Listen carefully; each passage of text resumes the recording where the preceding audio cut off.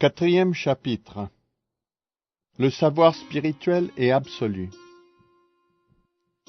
Le Seigneur bienheureux dit: j'ai donné cette science impérissable, la science du yoga, à Vivasvan, le déva du soleil.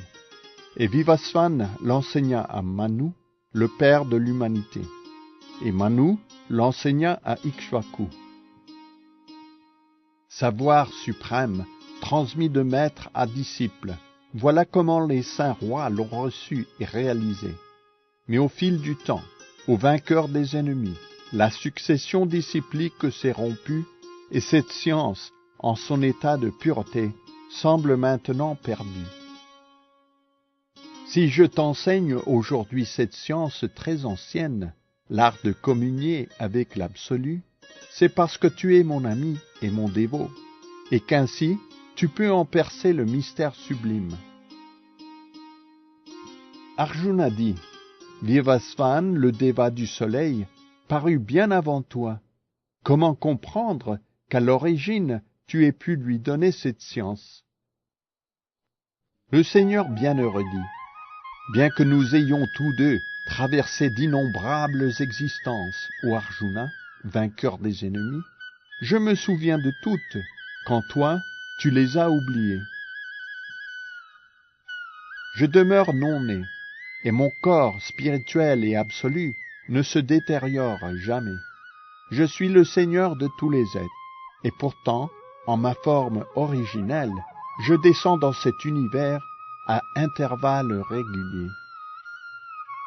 Chaque fois qu'en quelque endroit de l'univers, la spiritualité voit un déclin, et que s'élève l'irréligion aux descendants de Bharata, je descends en personne. J'apparais d'âge en âge, afin de délivrer mes dévots, d'anéantir les mécréants, de rétablir les principes de la spiritualité. Celui, ô Arjuna, qui connaît l'absolu de mon avènement et de mes actes, n'aura plus à renaître dans l'univers matériel. Quittant son corps, il entre dans mon royaume éternel. Libre de toute attache, affranchi de la peur et de la colère, complètement absorbés en moi, et en moi cherchant refuge, nombreux ceux qui devinrent purifiés en apprenant à me connaître, et tous développèrent ainsi un pur amour pour moi.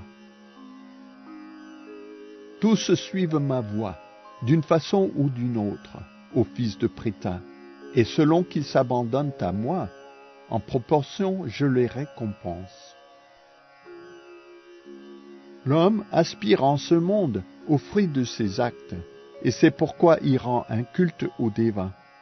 Certes, l'homme ici-bas recueille rapidement le fruit de son labeur. J'ai créé les 4 divisions de la société en fonction des 3 gunas et des devoirs qu'ils imposent à l'homme. Mais sache que si je les ai créées, elles ne me contiennent pas, car je suis immuable. L'action ne m'affecte pas, et je n'aspire nullement à ses fruits. Celui qui me connaît comme tel ne s'empêtre pas, lui non plus, dans les raies du karma. Dans la force de ce savoir, ont agi toutes les grandes âmes des temps passés, et ainsi ont-elles atteint la libération.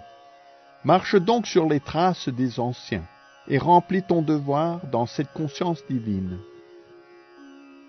Même l'homme d'intelligence devient perplexe quand il s'agit de déterminer ce que sont l'action et l'inaction. À présent, je vais t'enseigner l'action, et cette connaissance te délivrera de tout péché. La nature de l'action est fort complexe, difficile à comprendre. Il faut donc bien distinguer l'action légitime, l'action condamnable et l'inaction. Celui qui voit l'inaction dans l'action et l'action dans l'inaction, celui-là se distingue par son intelligence, et bien qu'engagé dans toutes sortes d'actes, il se situe à un niveau purement spirituel. Celui qui, dans l'action, s'est affranchi de tout désir de jouissance matérielle, peut être considéré comme solidement établi dans le savoir. De lui, les sages affirment que le feu de la connaissance parfaite a réduit en cendres les conséquences de ses actes. Totalement détaché du fruit de ses actions, toujours satisfait et autonome, il n'agit pas matériellement, bien que continuellement actif. L'homme ainsi éclairé maîtrise parfaitement son mental et son intelligence. Il renonce à tout sentiment de possession et n'agit que pour subvenir à ses stricts besoins vitaux. Ainsi, le péché, ni les conséquences du péché ne l'atteignent. Celui qui a franchi de la dualité et de l'envie voit d'un même œil l'échec et la réussite. Satisfait de ce qui lui vient naturellement, celui-là, bien qu'il agisse, ne s'enlise jamais. Les actions de celui qui, ferme dans le savoir absolu, ne subit pas l'influence des trois gunas, sont purement spirituelles, accomplies pour la seule satisfaction de Yagya, Krishna. L'homme qu'absorbe pleinement la conscience de Krishna est assuré d'atteindre le royaume éternel, car ses actes sont tous purement spirituels, et par l'oblation et par l'offrande, y participent de l'absolu. Certains yogis rendent aux dévas un culte parfait en leur offrant divers sacrifices, et d'autres sacrifient au feu du Brahman suprême. Certains sacrifient l'audition et les autres sens dans le feu du mental maîtrisé, et d'autres offrent le son et les autres objets des sens au feu du sacrifice. Ceux qui désirent atteindre la réalisation spirituelle par la maîtrise des sens et du mental, offrent en sacrifice, dans le feu du mental maîtrisé, les activités de tous leurs sens et leur souffle vital. D'autres, éclairés par le sacrifice de leurs biens matériels et par des grandes austérités, font des vœux stricts et adoptent le yoga en 8 phases. D'autres encore étudient les Védas pour acquérir le savoir absolu. Certains également recherchent l'exaltation dans la maîtrise des fonctions respiratoires. Ils s'exercent à fondre le souffle expiré dans le souffle inspiré, puis l'inverse. Ils parviennent ainsi à suspendre toute respiration et à connaître l'extase. Certains encore, restreignant leur nourriture, sacrifient en lui-même le souffle expiré.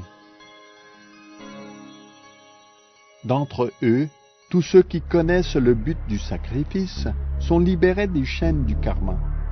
Ayant goûté au nectar des fruits du sacrifice, ils atteignent les sphères suprêmes de l'éternité.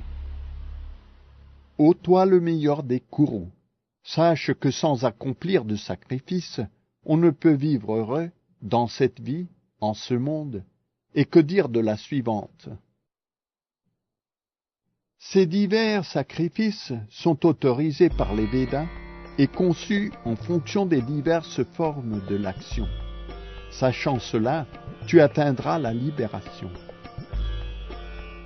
Supérieur au sacrifice des biens matériels est le sacrifice de la connaissance au vainqueur des ennemis, car en dernier lieu, au fils de Pritha, le sacrifice de l'action trouve sa fin dans le savoir absolu. Cherche à connaître la vérité en approchant un maître spirituel. Enquiers-toi d'elle auprès de lui avec soumission et tout en le servant. L'âme réalisée peut te révéler le savoir, car elle a vu la vérité. Et lorsqu'ainsi tu connaîtras la vérité ô fils de Pandu, tu comprendras que tous les êtres font partie intégrante de moi, qu'ils vivent en moi et m'appartiennent. Quand bien même tu serais le plus vil des pécheurs, une fois embarqué sur le vaisseau du savoir spirituel, tu franchiras l'océan de la souffrance. Semblable au feu ardent qui convertit le bois en cendre, ô Arjuna, le brasier du savoir réduit en cendres toutes les suites des actions matérielles. Rien en ce monde d'aussi pur et sublime que le savoir absolu. Fruit mûr de tous les yogas, celui qui le possède trouve au moment voulu en lui-même la joie. L'homme de foi, baigné dans le savoir absolu et maître de ses sens, connaît bientôt la plus haute paix spirituelle. Mais les ignorants et les incroyants, qui doutent des écrits sacrés, ne peuvent devenir conscients de Dieu. Pour celui qui doute, il n'est de bonheur ni dans cette vie, en ce monde, ni dans la suivante. Celui dont le savoir spirituel a déraciné les doutes et qui, ayant renoncé au fruit de ses actes, s'est établi fermement dans la conscience de son moi réel, celui-là, au conquérant des richesses, demeure libre des chaînes de l'action. Il te faut, armé du glaive du savoir, trancher les doutes que l'ignorance a fait germer en ton cœur. Fort de l'arme du yoga, au descendant de Bharata, lève-toi et combat.